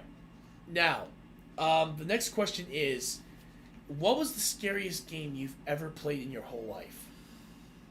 And this could be scary as in something so horrible that it doesn't deserve to exist, to games that actually terrified you. Honestly, one of the scariest games that I played was Outlast. Okay, I can definitely see that. That had a very eerie tone to it. I didn't want to keep on playing it. I played through the whole Also- thing. Also, I don't remember the name of it. Oh, Slenderman. Really? I was like 10 or 11 when that was popular. That makes sense, yeah. Yeah, that definitely... And Actually, one what scared me for- was the fans, especially with the two girls who murdered the best friend and tried to appease Slenderman. honestly, That was a weird story as fuck. The an honorable mention. Back when I was like 6 or 7, the original Xbox had a game, Burger King game. I was scared to play it. Oh, God, no! I was terrified to play the game back when I was like 6. That fucking character gave nightmares to so many children and adults, including myself. Honorable mention. Why the hell is that even a thing? Is it okay if I set that as an honorable mention? Yes, that is totally acceptable. But yeah, that's interesting. But yeah, makes sense for Slender Man and Outlast. Outlast, definitely. Burger King. Oh, that's most assuredly that. If good lord, just mention that guy and it's a creeper inside that suit. Yeah. Oh lord, that'd be even worse. I also run, children, run! I'm kidding. I haven't played many horror games just because I've not ever really been into that. I prefer a more laid back. You don't like being scared? I feel like I just opened up a whole new door of fuck ass. I don't even know, but I feel like I just messed up. Trust me, I've fully admitted that it's not easy to scare me, but when it does, you're gonna get some good reactions out of me. If you guys remember my Five Nights at Freddy's playthrough, and I mentioned it during the stream, my cat jumped onto my chair when I was playing Five Nights at Freddy's, especially when Bonnie had just popped out right at the window. I shut the door, turned the light off. She jumps on my back. I'm like, Jesus! I was absolutely horrified. I actually wanted to kill my cat that day. Just think about what Markiplier had to go through with the 50-20 mode. Oh, I actually did that. What's even worse, I did Ultimate Custom Night 20 mode on all of it. Yeah, 50-20 mode. I hate that mode so much. Near impossible. I don't recommend it. If you want to live and not take years or decades off your life, don't play that. No, it's genuinely... Scott Cawthon made it without knowing if it was even possible. He released it without beating it. That son of a bitch. He released it intending for it to be an unbeatable mode. And Markiplier did pull it off. I'm one of those few that, even though I didn't do it on stream, I pulled it off because I didn't want to put you guys through that much torture. I'm guessing afterwards you took a hiatus of a month of sitting in your room and crying in a corner? Yes. Are you sure it was a month? Sorry, 3 years. Pretty much. Yeah. I didn't take a hiatus for video games, but yes, I was basically panicking in a corner, wondering if the animatronics are trying to kill me. And I'm not even joking, I now have a fear of animatronics. Like Chuck E. Cheese and all that. Thank you, Five Nights at Freddy's. Fuck you. Yeah. Because, good lord, that is just that is a nightmare-induced thing. I hope I never go through again. I hope no one else does. I don't even want my worst enemies to ever do it. Because, good lord, I feel like they'd be tortured for life. Yeah. Alright, so what's the next question? The next question for you is that I've seen your review on Black Ops Cold War. I personally think you were being a little harsh. Are you saying that right, you fucker? What? Say you're being easy on it. Hold on. Hold on. The question is, if you truly hate this game, then why did you put so many hours into it? Mainly recently, I've developed a very hate relationship with that game. I've started to I took a step back, looked at the game, said, damn, they don't give a fuck about the community. Honestly, the community kind of ruined it itself as a whole anyway. Yeah, it started mid-season 3. They kind of just left the game dry with zombies. Zombies was its best mode, too. They went out, they made something new with zombies, they made a great concept for it was amazing. Then they left it dry for a while. Then Firebase Z came out, left it dry for a while. Came out with Outbreak, that was fun for, 2 weeks?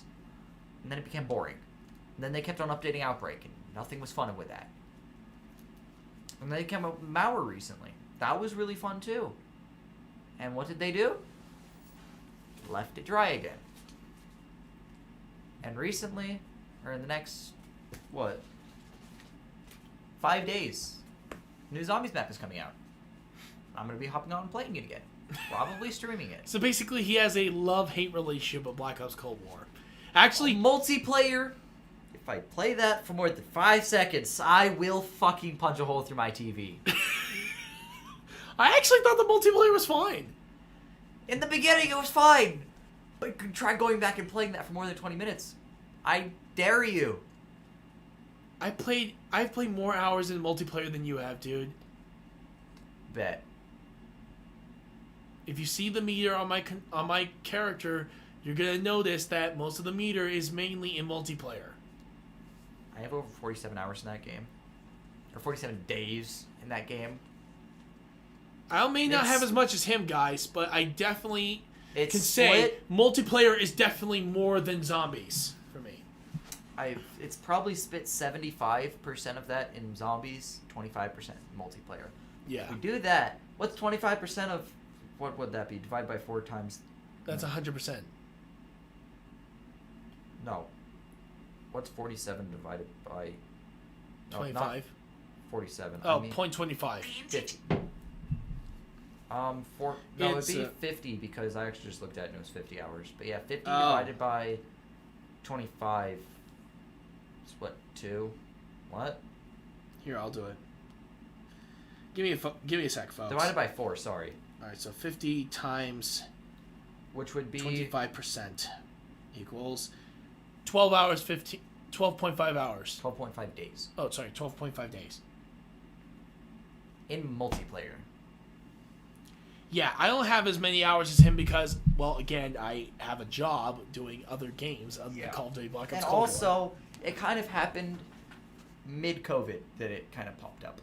And it was my way of playing and getting away from the world. Makes sense, though. But, yeah, when it comes down to,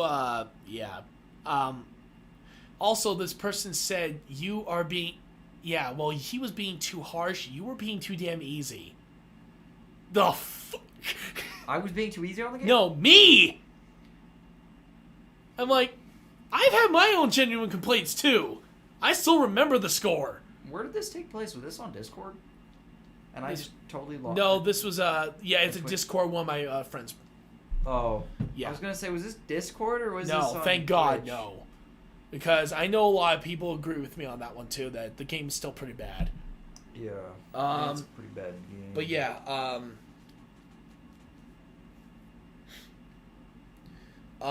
yeah, that was definitely an interesting one, though. Okay, here is the next question for you, bud.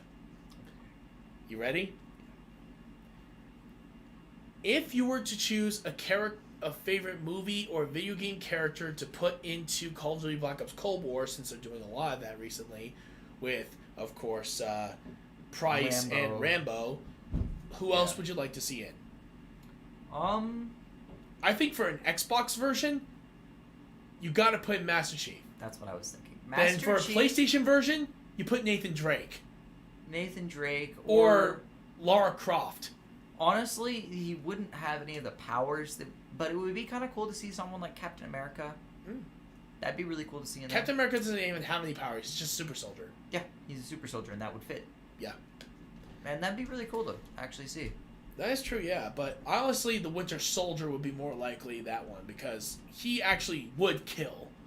Same did Captain America back in World War II. If you notice, you're right. Yeah, he literally used to carry around guns. Yeah, used to. And then he got frozen in ice. His morals changed, and yeah, especially in the more modern day at this point. Yeah. All right. Another one was pretty interesting. And yes, if you were to change any, and this is actually going with the Retro Evolution, actually. If you were to change anything in Alien Isolation or Terraria, what would it be? Okay. I'm going to go with Terraria because I know the game better. Better standing on what to say a change. I would say that I would... God. I would give something to do after you beat the Moon Lord. But at the same time, it's such a good complete. I don't know. There's like a completionist reward? But at the same time, there is, because what you do is there's a sword called the Terrarian. Not the Terrarian, it's a different one. Terrorblade. No, the Terrorblade. Terrarium's the right one, Terrorblade's the other one. You take every major sword, including the copper short sword, and combine them together to get the most powerful weapon in the game, including 2 swords you have to get from the Moon Lord. That makes sense, yeah. So that's why, I mean, there's just maybe more regular updates. More regular updates? Because this was the final update. 1.4 was the final update of Terraria. So it looks like they're not going to be updating again? Yeah, it's a complete game. It's done. But there was years in between each update. Wow. So that's why I would say more frequent updates would have been better. True enough. Alright, and, okay. This is the last question for you, and then I have a couple for me, which, honestly, I'm more scared of what they're going to be asking. This one was, if you were to, of course, now, of course, out of your... Oh, hold on. Alright, there it is. If you were to choose your top 5 favorite Call of Duty games, what would they be in what order? Top, Modern Warfare 3. Modern Warfare 3 number 1? Modern Warfare 3, there's only one of them. No, Modern Warfare 3 is number 1? Yeah. I thought you would have said Black Ops 3. Modern Warfare 3, I have so many memories, so much time into that game. It's such a So nostalgia value wins out in this one. Nostalgia definitely does help. It's such a good... I've also... It's a lot of good replayability. I can go back and play that game and enjoy it. Makes The sense. story, 10 out of 10. And... Ooh, I wouldn't say that. Story But for me anyway. is 10 out of 10. Number 2, I'd say Black Ops 3. Zombies is definitely a breadwinner for that. Mm-hmm. Zombies story, zombies gameplay, zombies everything about that. That was top game mode. I also like the advanced movement. I may be a minority, but I like the advanced movement. It was nice in that game. I wouldn't put it now modern Call of Duties, but I liked it back then. Number 3, I'd have to say Black Ops 2. Alright. And it's self-explanatory. Good Well, zombies, good story, good multiplayer. Very true. Number 4, Modern Warfare 2. Modern Warfare 2? Alright. Great game, great story. It's just Modern Warfare 3 was a better refined version of that. Yeah. Number 5.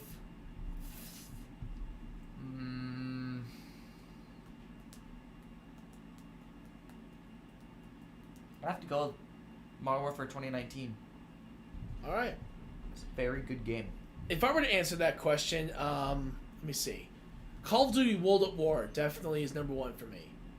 That one had not only the most replayability, but it was the game that got me into the Call of Duty franchise as a whole. No, it wasn't just the zombies. The story was amazing. The multiplayer was very fun. It was actually one of those few one of those few. I don't know why my mouth was just dead. Yes. It was one of those few Call of Duty games that really allowed tank driving, allowing you to actually feel like you're in a war zone, especially on the larger maps. Yeah. It sucks that the servers are so nearly dead now. It's really sad, really. Yeah. But yeah, that's number 1. Number 2, Call of Duty Black Ops 2, easily. That's definitely the number 2 on my list. Number 3 is, well, henceforth, Modern Warfare 3. That one, in my personal opinion, is amazing by far. Call of Duty Black Ops is number 4 because I actually did love the story. Is amazing in that one as well. Great continuation from World at War. Okay, I'm telling you, my top 5 list, there's no gap.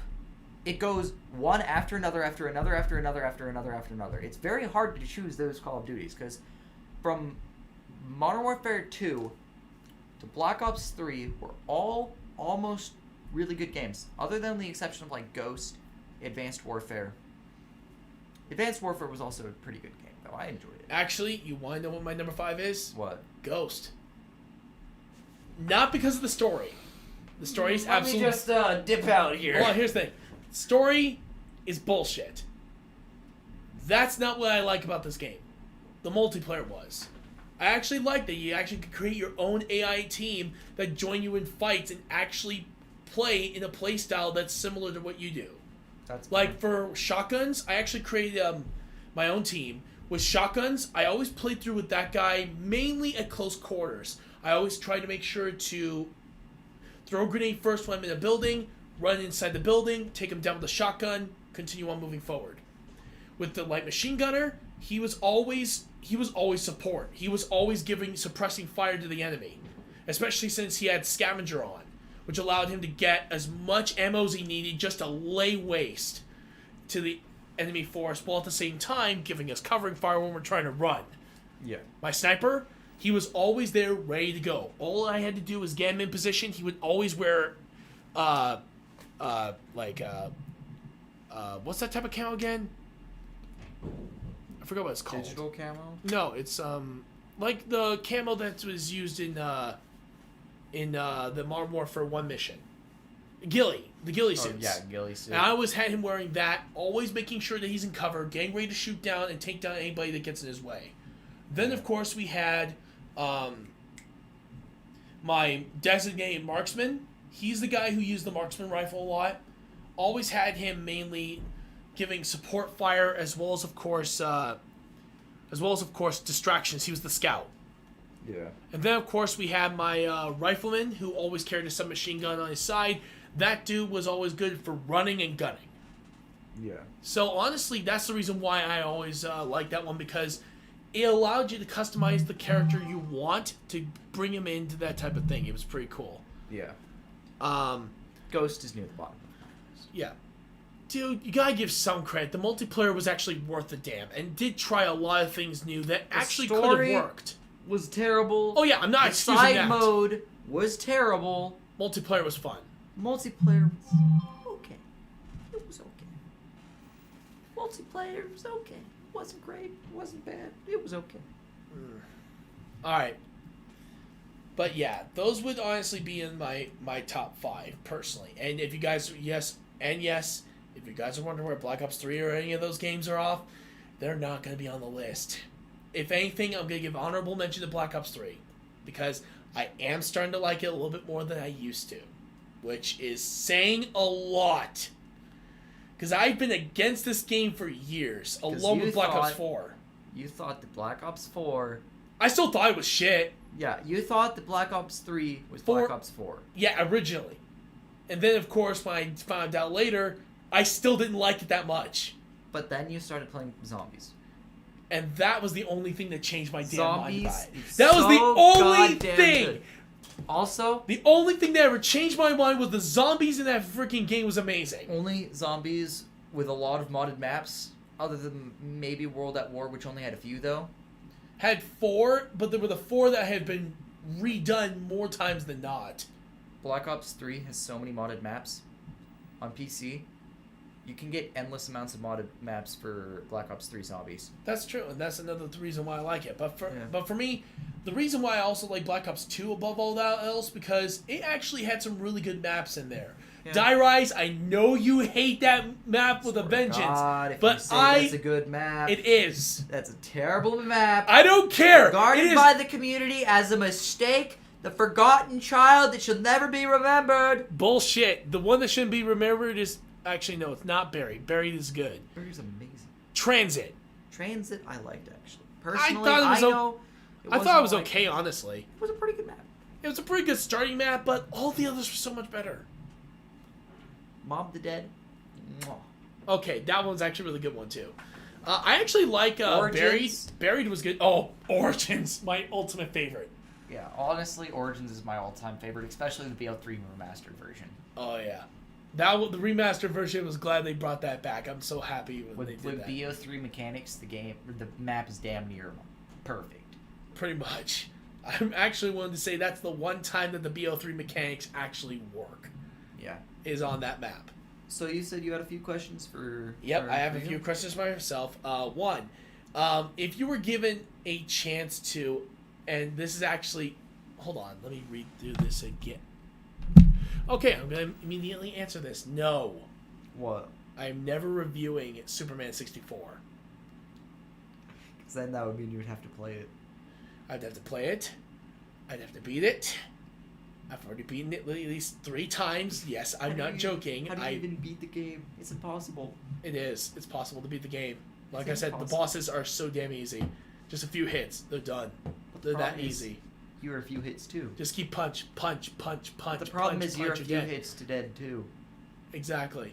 It's and then there's no checkpoints. The bosses don't normally fight back. But there's no checkpoints. You have to fly through rings. Yeah. And don't mention fucking bless it. Why? Those rings give you PTSD. I have PTSD because of those damn ring sections. I was almost reminded of that when I was playing Star Fox 64, but then I remembered I was playing the training mode, and I'm like, okay, thank God it's training mode. Star Fox Assault was so much fun. I actually have the original Star Fox over there. You guys saw me play it. Amazing. Was it Star Fox Assault or I think it was Star Fox Assault that added what was the first HD game ever? More like it was a game that was more on the ground. You were actually playing as Fox. The rest of them were always on ships. Or the R-Wings. I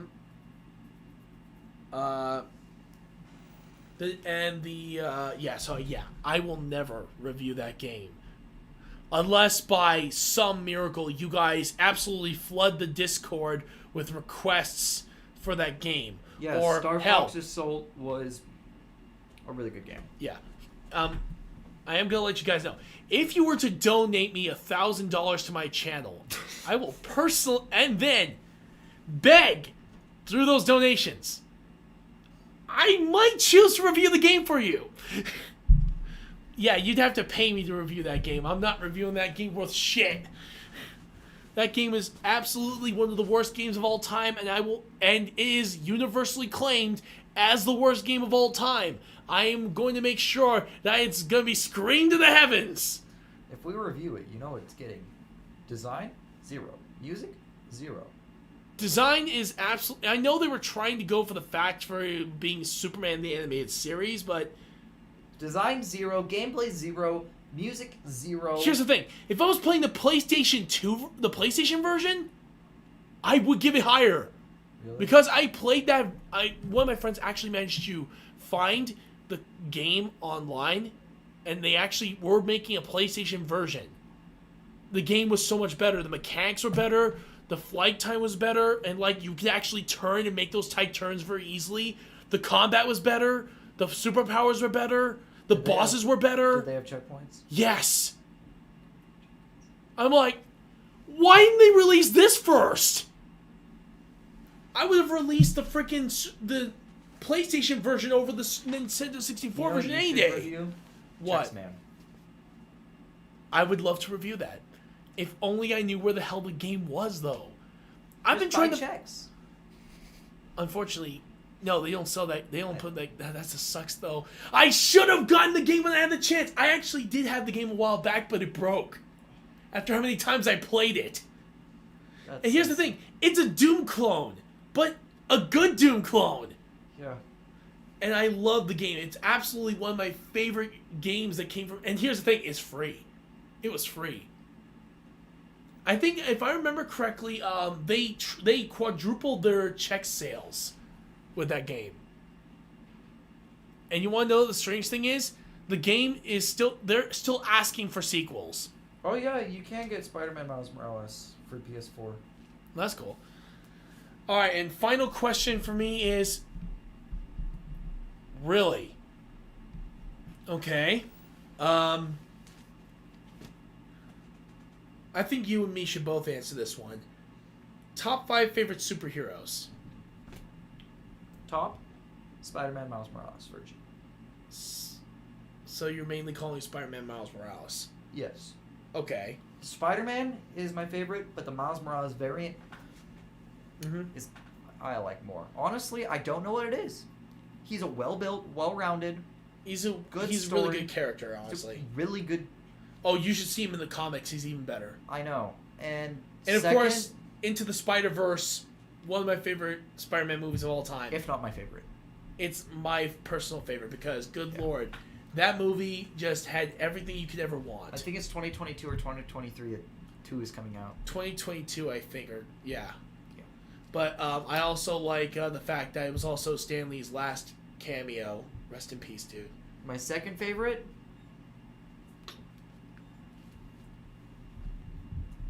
Probably Iron Man.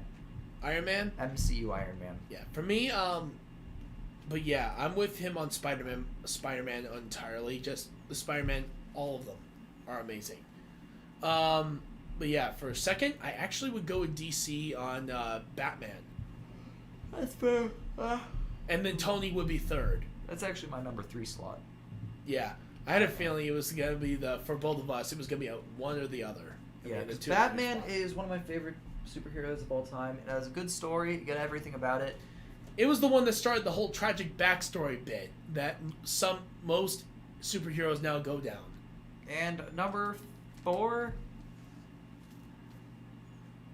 That's really tough. I'm almost tempted to say Flash. Oh my fucking god, what was I thinking? The Flash. Pretty much. The Flash. But which version? Barry or Wally West? Barry. I gotta go Wally. Gotta go Barry. Because Wally not only has upped him in speed feats and everything else, but he is absolutely fucking broken. He upped him in speed, and when he went off to the go like the monk meditate time, he learned to control the speed force. Like, Wally West did that too, and no, I'm talking about Wally West. Yeah. When he went off to monk time meditation, he learned how to control the speed force to his fingertips. To just Speed force, kill that guy. You want to? Yeah, you actually want to know the crazy thing is that he actually has now reached trans-time velocity. Yeah. Which basically means he can go faster than time itself and even outrace death. How is that even possible? He even beat 2 omnipotent gods in a race at his full speed while they had the power to teleport. And he even beat himself in a race. The fuck do you beat yourself in the race? I don't know. His speed's ridiculous, dude. It is like, why? How the... And here's the thing. He's not even the fastest Flash. The fastest is Reverse Flash, Professor Zoom, him. Because he's beaten Wally West on several occasions. Yeah.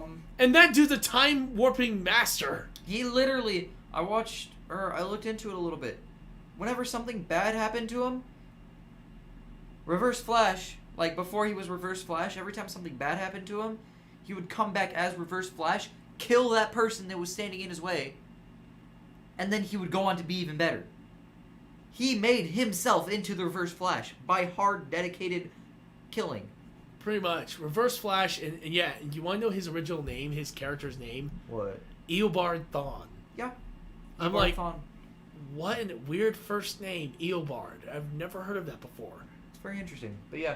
But yeah, for what it's worth, yeah, I actually did watch the Death Battle, and okay, if you guys want me to give my 2 cents, now that they finally defined the universe's size, which is 1 trillion light years, which is actually 1 billion times larger than our own, and no, I actually did the calculations for it. It's actually very insane. Yeah, wow, that universe is huge. Yeah. But actually, that kind of makes sense for all the alien races that somehow exist in that universe. Yeah. Surprisingly enough. But yeah, honestly, for what it's worth, I could see Reverse Flash winning more than all the others because while both of them are time paradoxes, only one of them did that by actually escaping time. The other one was wearing an object that allowed them to do that. Yeah. I'd say my number 5. That's hard. Probably Scarlet Witch. Scarlet Witch, really? MCU Scarlet Witch. Has good story. Very good character development too. MCU Black Panther all the way. That's Wakanda awesome. forever. R.I.P. Chadwick. Chadwick Boseman. Oh, dude, I miss him, man. It's been over. Honestly, with the live-action Borderlands movie, I would have loved to see him play Roland. Yeah, I need to actually. I don't know if I'm ever gonna find the video again. It was proof that time is going by faster than you think, and Chadwick Boseman was like over 300 days ago he died. Mm-hmm. Which, that's insane to think. Yeah. I don't like that thing. Yeah, unfortunately, yeah. But again, he died pretty young from a... Yeah. Whew. But yeah. Alright, and... Okay, hold on. Someone put one more question in and said, please let this be the last one. Alright, we'll say the last one. Oh, okay.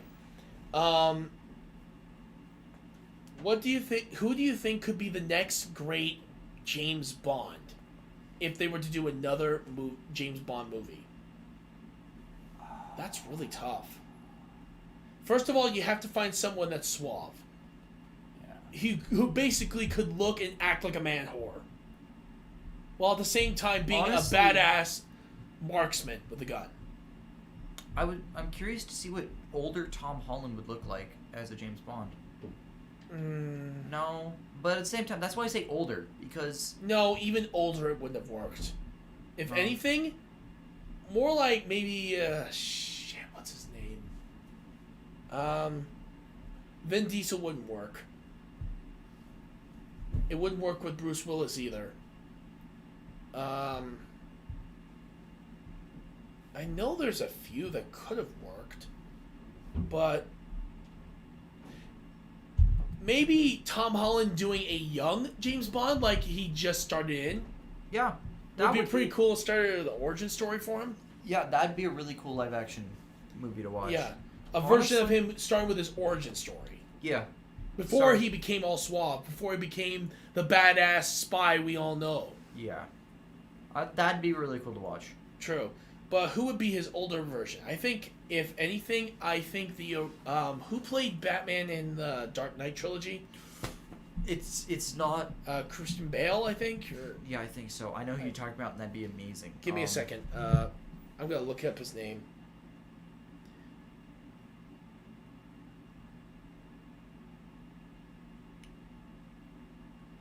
Batman.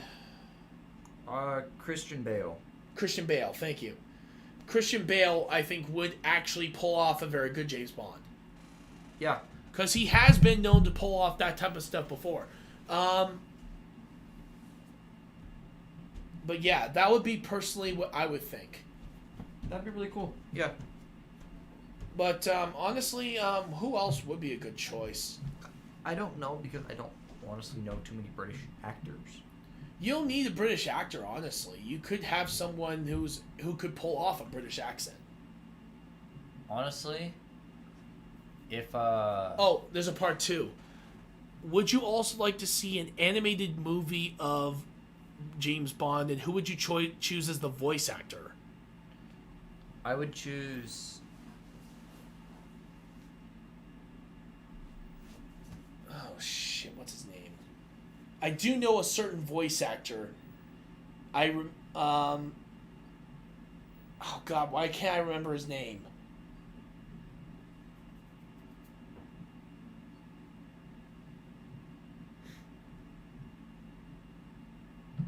God, my internet's being too slow. I'm trying to remember the actor for this, but it'd be a really cool James Bond actor. Yeah. He's the guy that... I know I should know this guy's name off the top of my head, but I can't right now. He's the guy that's on the phone. He was like, I don't know who you are, but I will find you. Oh, Liam Neeson? Liam Neeson. He could do a pretty good one. Yeah, a voice could actor actually- yeah. for an animated James Bond, that would be really cool. Oh, yeah, I could definitely see Liam Neeson doing a voice acting role for James Bond if they was an animated film. Yeah. But still, thank you guys so much for the questions, and thank you all so much for joining us here today. Tomorrow we're going to be doing Roblox for 5 hours, and it's going to be non-stop horror games on that one. I'm actually looking forward to it because Roblox has a lot of interesting games. I'm actually really, really happy to try to check those out. Monday we're going to be doing D&D, and we're going to be absolutely kicking ass. As well as, of course, I'm going to do a little bit of a, I guess you could say, a horror/Halloween celebration for a campaign in this one. Yeah. Where I'm going to take all their equipment away and force them to go into, or not all their equipment, mainly all their weapons and tools, and we're going to put them into a scenario of a murder mystery. So I think that's going to be pretty fun. Tuesday, we have Mutant Football League for 5 hours. Honestly, that one, I just love watching the gore, the mayhem, and the absolute destruction. Not to mention just listening to all the profanities and all the jokes they make in the game is amazing. Also, found out it's available on Xbox. What is? Mutant Football League is available on Xbox, and they even have the Dynasty Edition. It's only for $20. It's a fantastic football game. Basically, it takes Madden mechanics, mixes them with horror monsters, and are based off actual NFL teams. There's even some created teams that they have there that have characters based off your favorite musicians, favorite actors, favorite dancers, singers, all that. Damn. And even video game characters. Hell, my QB for my Dynasty mode right now is Nuke Dukem. I'm not even joking. He's one of my best QBs. Nice. Yeah. And Scary Lice is my best wide receiver. And yes, if you know, is Jerry Rice. Because, good Lord, I'm not going to miss a chance to recruit Jerry Rice on my team, damn it. Yeah. But yeah, hopefully. And, of course, Wednesday and Thursday, we're going to do Dark Souls and Bloodborne back-to-back. So, I'm going to torture myself for 10 hours on those games. Yeah. Oh, God, I'm going to die. If you guys suddenly see me in a straitjacket in the next week, just be patient with me. I'll be back in the scene soon enough. I'm kidding. All right. Also, we're going to be reviewing next week Five Nights at Freddy's. And it's going to be... One? 1 through 4. 1 through 4. So the original trilogy. The original quadrilogy. Yeah, because then there's Sister Location. That's when the series started splitting off into the books. Yeah, and then there's Help Wanted. Heck, I think we may just do the whole damn franchise. It's gonna be me and Machine Rage. Did you want to join us for that one? Maybe. I mean, I am pretty good. If you asked me basic questions about the storyline of FNAF, I could answer them 100% honest or 100% correctly. I follow way too much of the FNAF storyline. I know way Same too much. here.